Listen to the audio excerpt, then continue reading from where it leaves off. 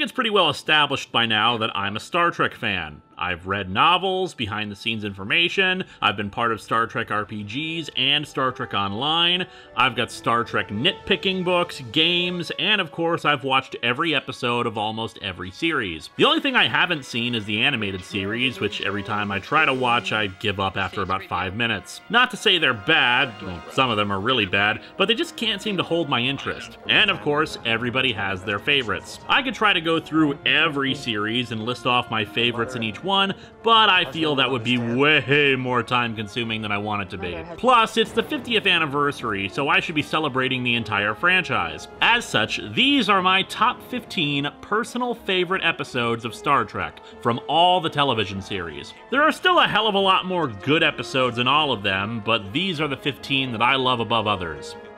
Number 15, Spectre of the Gun from the original series. This is admittedly an odd one to have on here, and probably won't be among most people's lists of top episodes, but I like it. The Enterprise is venturing out into an uncharted area of space and have been ordered to establish diplomatic relations with aliens in the region. However, the aliens keep telling them to leave, that they aren't interested in contact with them. Kirk, however, presses on in spite of the warning. Pissed off that the warning was ignored, the aliens construct a scenario to punish them for their intrusion, plucked from Kirk's mind. The scenario chosen is the historical gunfight between the Clantons and the Earps at the OK Corral back in the Old West. However, the illusion is incomplete and changed. Chekhov, who has assumed the role of Billy Claiborne, is shot dead before the fight, despite the fact that Billy Claiborne survived the gunfight in history. In addition, buildings lack walls and objects seem to hang in the air purposeless. It gives everything a very surreal atmosphere, like it's a dream, and it honestly works in this. However, the reason I like this episode so much is all about the writing. The thing that pisses me off so often in fiction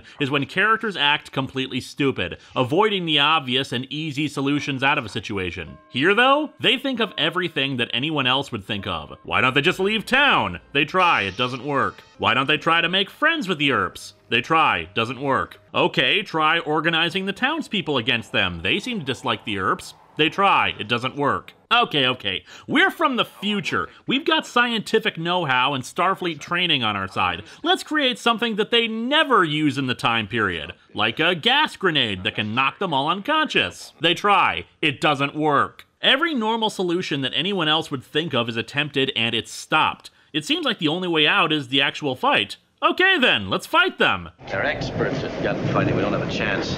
I won't spoil how it ends for you, but it's great.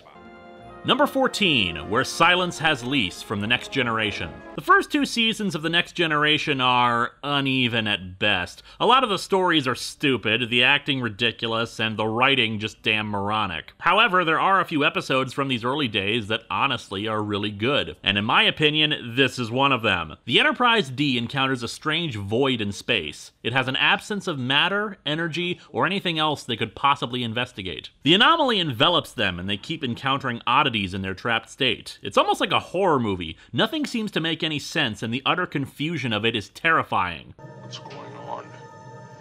Ship has one bridge. One bridge! One Riker, one bridge! What makes this one a favorite is the atmosphere. It's creepy and haunting, and the eventual explanation for it doesn't let up the tension for a second. It's great science fiction, and if you let yourself get lost in the mood, it's pretty decent horror too.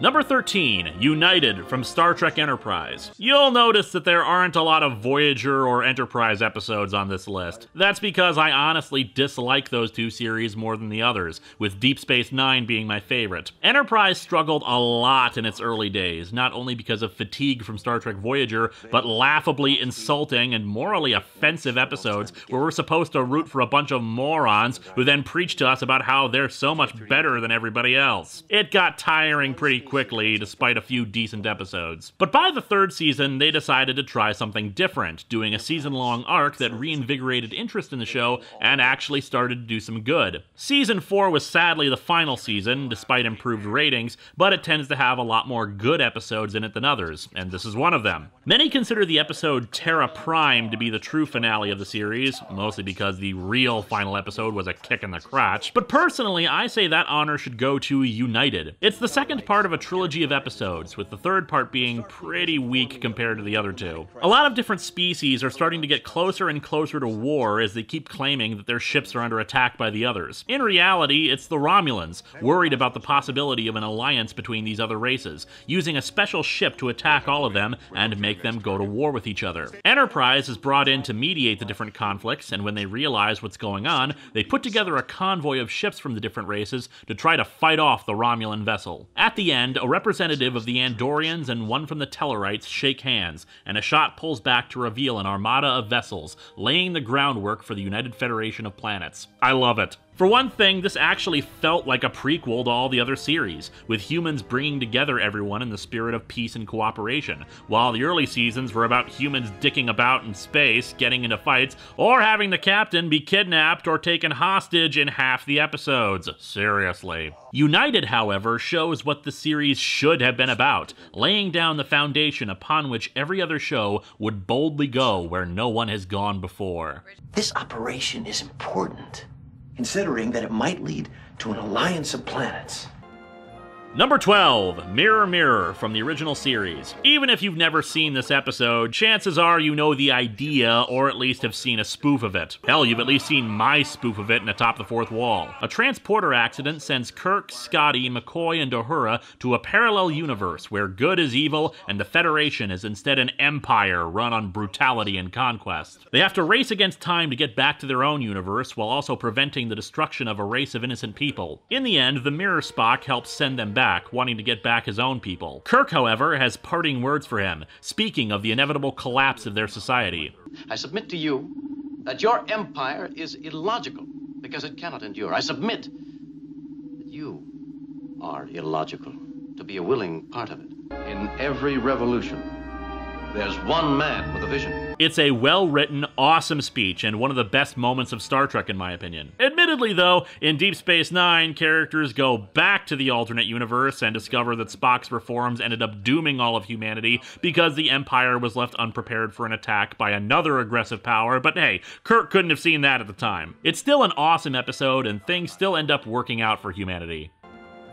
Number 11, In a Mirror Darkly from Star Trek Enterprise. Because the Mirror Universe first got visited in the original series, there's really no way to do a crossover with the Mirror Universe in a prequel series like Enterprise. So what did they do? They decided to set a two-parter in Season 4 within the Mirror Universe, as if you were watching the Mirror Universe version of Star Trek. It's a hell of a lot of fun, with the theme song changing to reflect war and conquest instead of exploration. The crew of the Enterprise acting like thugs and trying to backstab one another. The twists and turns are great. Now, what elevates this even more is that this is also a sequel to another original series episode called The Tholian Web. In that episode, a Starfleet vessel called the Defiant was being pulled into a rift in space and time. This episode offers an explanation of where it ended up, the mirror universe of the past. The Mirror crew take control of it, and in glorious high definition, we get to see a Constitution-class starship in action, with modern effects and the original series-style sets and sounds. It's just a lot of fun that pays tribute to the series in great fashion, like Season 4 of Enterprise at its best.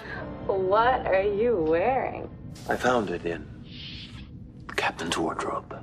These people had some strange ideas about uniforms. Also, on a sillier note, Enterprise had this problem where, like the original series, it tried to focus on 3 characters while the rest of the main cast kinda got the shaft when it came to episodes about them. In a Mirror Darkly can kind of be seen as revenge of the other main characters.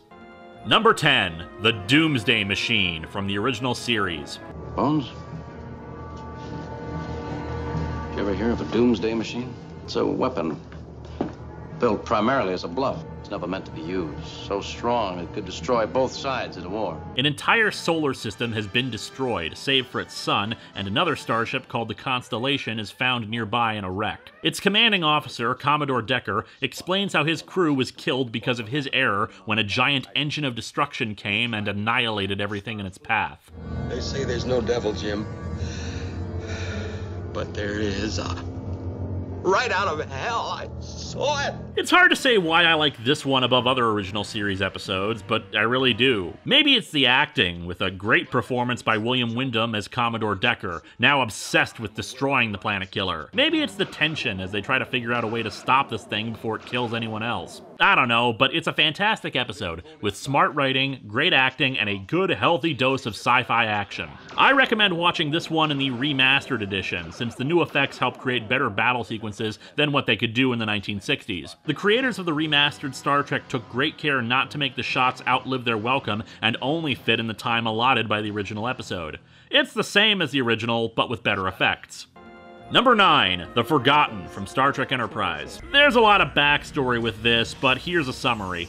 Earth was attacked at the end of Season 2 by a race called the Xindi, killing 7 million people, including Chief Engineer Tucker's younger sister. To try to stop the Xindi from completing a superweapon capable of destroying Earth completely, Enterprise has traveled into a vast expanse of space to find the Xindi. They do eventually, but Enterprise gets the crap kicked out of them by the Xindi, killing a good chunk of their crew. While Captain Archer tries to negotiate with a rogue Xindi faction hoping for peace, Tucker tries to write a letter to the parents of one of his dead officers. It's one of the few times in Star Trek where the death of a random crew member actually has an impact. Tucker keeps running into problems with writing the letter and finally confesses what the problem is.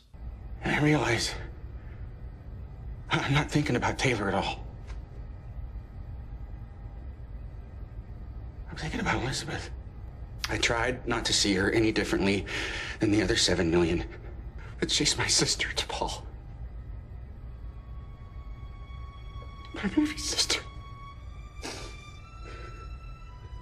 One of the many reasons I disliked early Enterprise is because it seemed to lack genuine humanity, genuine compassion and empathy, preferring smugness and arrogance about a situation, or just bottomless stupidity. In the final 2 seasons, we finally get to see honest-to-God character development. And let's face it, it's nice to actually remind ourselves that the people who get killed by the monster of the week on a planet had names, had lives, and they shouldn't just get brushed aside. Sure, Deep Space Nine did that too, as it explored the horrors of war in episodes like The Siege of AR-558, and that is indeed a great episode, but hey, this is my list, and I just like The Forgotten a little bit more.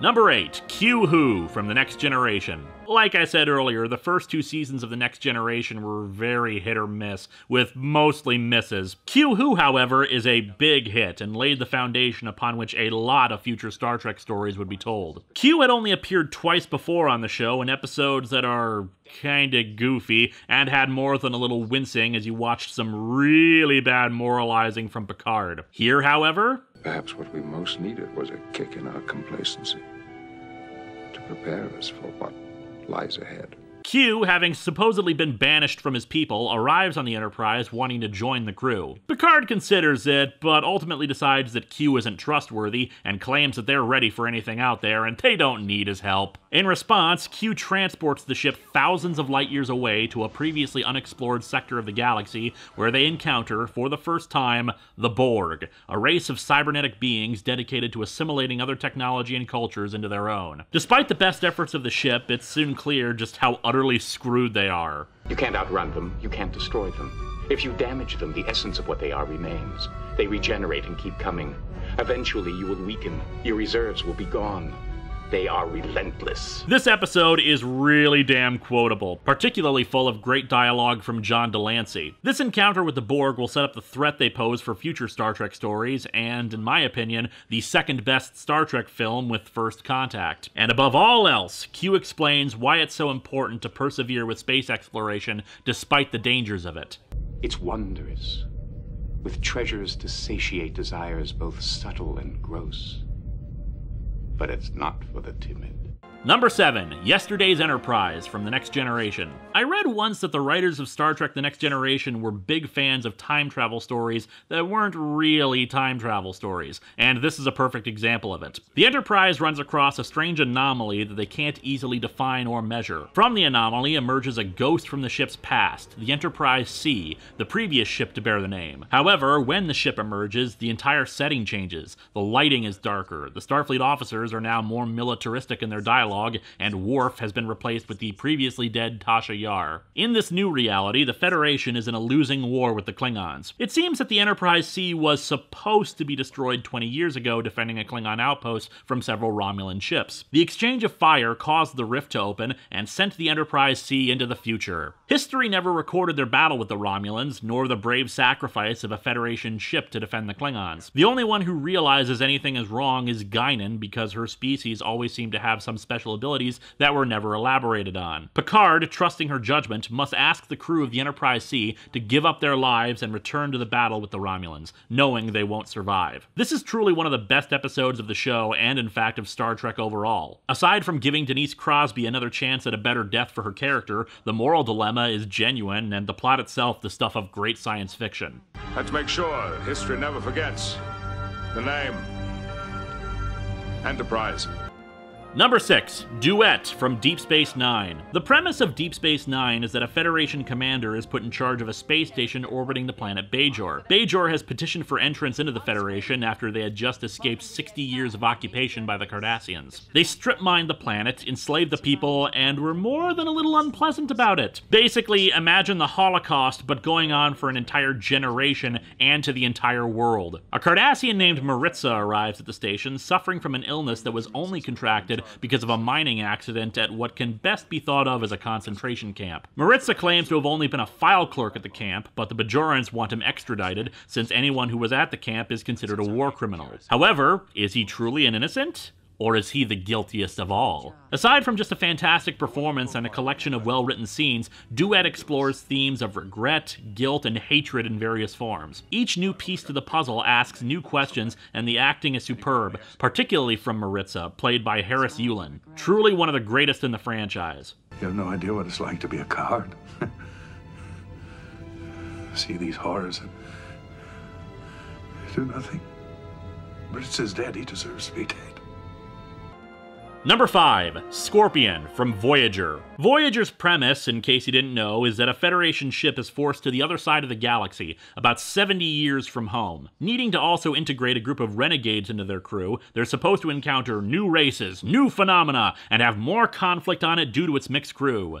The actual result of the show was pretty bad. There was very little conflict between crew members, and when it did happen, it was often kinda stupid. The aliens they encountered would either be generic, terrible, or made less sense the more you learned about them. While Star Trek is often known for using science fiction to talk about issues and be cerebral about the possibilities of existence, Voyager was often preachy, uncaring, or just downright stupid about the issues, not helped by poorly written and inconsistent characterization. And now that I've bashed Voyager a whole lot, let's talk about one of their best damn episodes. As we've established on this list already, the Borg came from the other side of the galaxy too. That was their home space, and it's vast as all hell. At the end of Season 3, we'd seen the Borg only in a few Next Generation episodes and the movie First Contact. But here, Voyager is alone and about to cross into Borg space, with no hope for help or going around it. Except, their first entry into Borg space finds a whole bunch of destroyed Borg ships, and a species more powerful and malevolent than the Borg. I feel malevolence, a cold hatred. The weak will perish. It's an invasion. They intend on destroying everything. With the threat of this new race before them, Voyager has no choice but to forge an alliance with the Borg. It's tense, it's dramatic, the conflict is believable, and hey, it actually has that conflict that the show was supposed to be about. Add in John Rhys-Davies in a minor role as a hologram Leonardo da Vinci, and you've got one of the most exciting and entertaining rides on Voyager. Part 2 also introduced the character that would save Voyager and actually do some interesting things with the show again, but that's neither here nor there. On its own, Scorpion is probably the best episode of Voyager, in my humble opinion. What if I made an appeal to the devil? Number 4, In the Pale Moonlight from Deep Space Nine. By Season 6 of DS9, the Federation was now in the midst of a brutal war with a power called the Dominion. Allied with the Klingons against the Dominion, the Federation is doing its best to fend them off, but they're losing.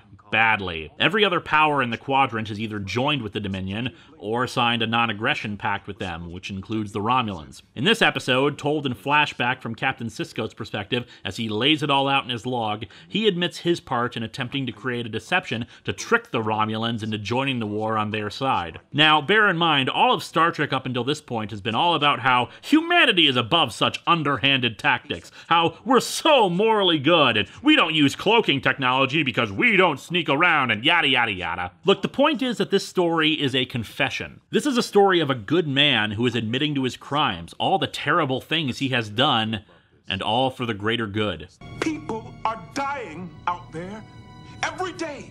No, I had to keep my eye on the ball, winning the war, stopping the bloodshed. Those were the priorities. It's dramatic as all hell, and as I said, with all the talk in the past about the moral superiority of the Federation in Star Trek, this shows what happens when things are pushed to their limits, and the kinds of things you may have to do when your back's to the wall and it's the only way to save everyone. Garrick was right about one thing. A guilty conscience is a small price to pay for the safety of the Alpha Quadrant. Number 3, Waltz from Deep Space Nine. There is such a thing as truly evil. So, remember the occupation of Bajor that I mentioned earlier? Well, if the Cardassians were analogous to the Nazis, then meet the equivalent of Hitler, Gul Dukat. Dukat was one of the best villains ever developed for the show, and make no mistakes, he's a villain. He did turn into more of an ally in the show for a season or two, and he does have his nobler points, but he's still a villain for the series, regardless of how you see him as a person. While he's imprisoned by the Federation, Sisko pays him a visit before he has to go to a preliminary hearing for the trial. The ship they're on is attacked, and the two crash land on a barely hospitable planet, taking shelter in a cave. While they wait for rescue and Sisko is with a broken arm, they start talking with one another, and we see just how unhinged Dukat has become. Anytime he steps away from Sisko, he sees other characters from the show talking to him. There are several ways to look at it, but I like to think they're different aspects of his own personality. His right-hand man, Damar, is his ego, telling him he's great and that others should recognize his greatness. His then-ally, Weyoun, is his mind's justifications for all the atrocities he's committed, saying that he's a lesser evil than the ones he works with. And then there's Kira. Kira, to me, is his conscience, his true self. Strip away his delusions of grandeur, and she sees him for who he truly is. You were a soldier and you had to carry out your orders. He doesn't believe that lame excuse any more than I do. This is growing tiresome. The episode is basically a two-man play, two soldiers from opposing sides and one desperate for acknowledgement and recognition from the other, trying to defend every horrible thing he ever did as if he was fair and just. If I could, I would love to have this be performed on stage. It's that damn good. It always comes back to that, doesn't it? All my crimes, I'm such a monster, such an evil man. The best part is where Dukat starts breaking down as Sisko goads him on. His weak excuses for what he did during the occupation fall apart. His continued statements about how he wanted to help the Bajorans and was kind and fair to them disintegrate before he finally acknowledges the truth.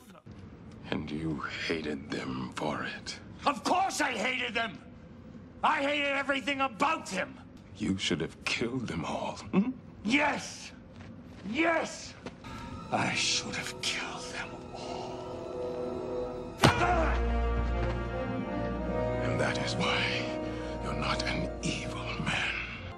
Number 2, the Defector from The Next Generation. Continuing on our theme of war and the things people will do in relation to it, we have the Defector. A Romulan scout ship crosses the neutral zone, pursued by a warship and calling for help. The Enterprise rescues him, and he explains that the Romulans are arming for war, with a secret base and a plan to launch a massive assault on the Federation. His injuries are real, and the story is plausible enough, but there are holes in it. For example, the Romulan ship pursuing him seemed to slow down instead of overtaking him. He destroys his ship to prevent the Federation from accessing its secrets. He claims he's a low-ranking officer who just wants peace in his time, but the truth is soon revealed. He's actually an infamous Romulan admiral responsible for atrocities himself. However, he is genuine about stopping a war. His daughter was recently born, and he had a revelation about life, death, and what war would mean for his daughter and the environment it would create. After continual protests to the Romulan government over them seeming to be arming for war, he realized his only choice was to defect. She will grow up believing that her father is a traitor. but she will grow up. But are they actually arming for war?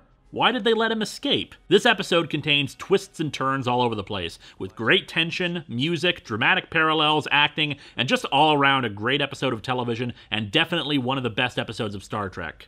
Now, if these men do not die well, it will be a black matter for the king who led them to it.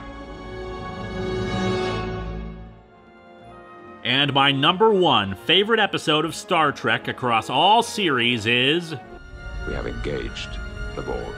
The Best of Both Worlds from The Next Generation. Yeah, I think most people saw this coming, especially since this episode is considered by many to be the best episode of Star Trek in its entirety. I'm inclined to agree, though Part 2 is of course not as good as the first one. This is the episode that established the Borg in all their glory and all their mythos. The tension, their unstoppability, assimilation, resistance is futile, etc., etc. The end of Q-Who had established that the Borg were coming, and the end of Season 3 showed them finally approaching.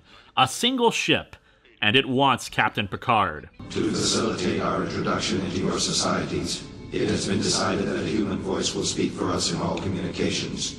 You have been chosen to be that voice. The Borg kidnap Picard, assimilate him, and use his knowledge of the Federation to sweep through space on their way to Earth. It's just as Q had said, you can't outrun them, you can't destroy them, they are relentless. Add on top of that a well-written story about Riker not knowing if he's ready to sit in the chair and be captain himself, and it's just awesome. Hell, in the real world it was uncertain if Patrick Stewart was going to be coming back as Picard, so you've got the stuff of fan speculation up the wazoo. For good and for ill, it started the trend of Star Trek for season-ending cliffhangers, and the need for more creativity in defeating the villain other than shoot them a lot. The uncertainty, the acting, the music, the fights, just everything is perfect in this. I know I've said that a lot in this list, but then again, that's Star Trek in a nutshell. For all the bad things they've had in the entirety of its run on television, Star Trek stands the test of time as being great science fiction and just having great stories. Whether it's a prequel series that lays the foundations, a ship exploring the uncharted possibilities of existence, or an almost serialized drama about people living on the frontier, Star Trek will remain with us as we take our own step towards the future. This is just another page in history, isn't it? Turn the page.